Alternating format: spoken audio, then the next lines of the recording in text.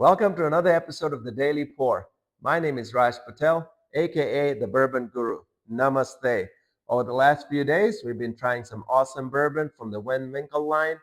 As you know, they're wheated bourbon, but they also have a rye whiskey bourbon that is very popular. How did they come across this bourbon? We're going to go in the history of it and try this fabulous whiskey. All right, so let's go in the history of how Julian Van Winkle III, that's the grandson of Pappy Van Winkle, got into rye whiskey. I have my notes with me, so I got all my facts right. I'm also going to put it on this side of the screen for you to follow with me. So the story starts in 1980s, where a distillery by the name of Medley in Owensboro, Kentucky. That distillery today is a Green River distillery. They had been making rye whiskey, and with the downturn in the bourbon industry, they stopped distilling any more whiskey. So this rye whiskey was aging in their warehouses.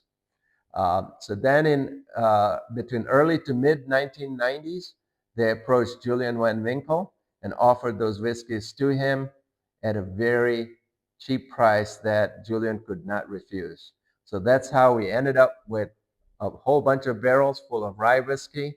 And as you know, the Van Winkle family was not distilling the whiskey. They were getting their whiskey from other sources. He moves all the barrels to Hoffman Distillery that he had purchased to start bottling his whiskeys. And when he bought them, they were 12 years old. A year later, he starts bottling. They were 13 years old.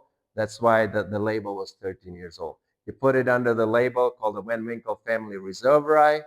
And then he would also do private labels. So this is an example of the A. Hirsch Reserve. This is a 16-year rye that also came from the same distillate.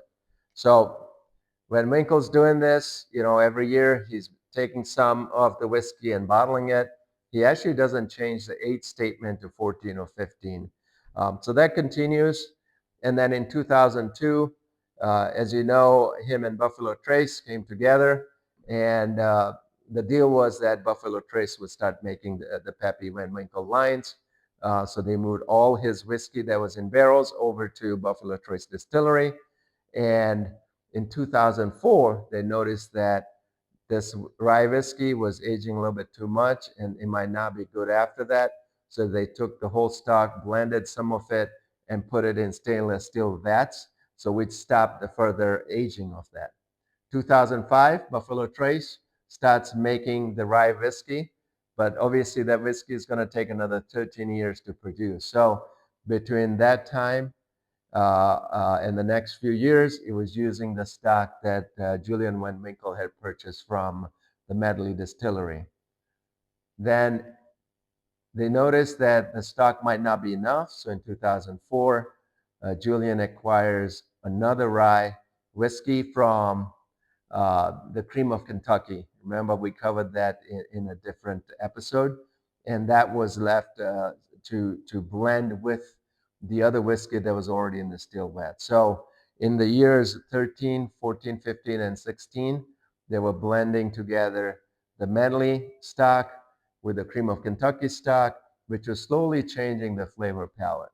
2017, they didn't have anything left, nor was the Buffalo Trace distillate that was aging ready to go because it was still 12 years old. Remember, Buffalo Trace started making it in 2005.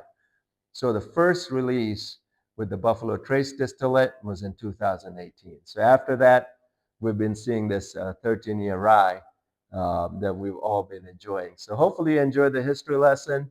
Now, time to pour some of this great whiskey. All right, time to take a pour. As you can see, I got my Pappy Van Winkle glass. It's something I try to do, is pour my bourbon in glass that I bought from those distilleries. So let's nose this a little. What's interesting is I'm not getting that rye nose, typical rye nose. This is more of I'd say more of that caramel type nose on it. So let's give this a try.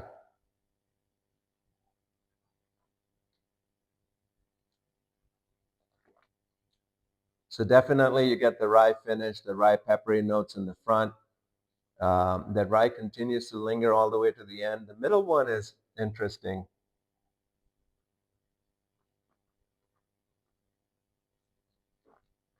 Yeah, so in the middle, the rye goes down a little.